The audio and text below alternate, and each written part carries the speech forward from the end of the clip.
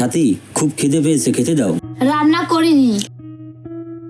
রান্না করনি মানে? প্রতি মাসে কি তোমায় বলে দিতে হবে নাকি?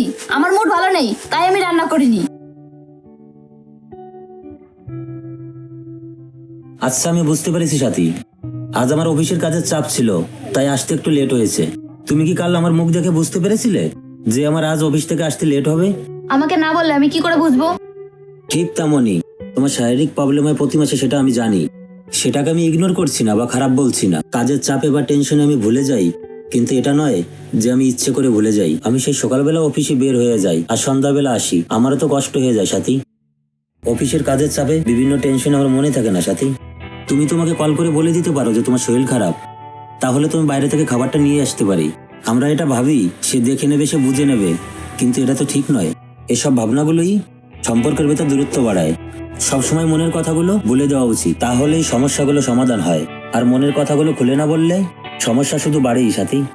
সরি রিদ্ধি, আর কখনো এমন ভুল হবে না। আমি তোমাকে প্রত্যেক মাসে মনে করিয়ে দেবো।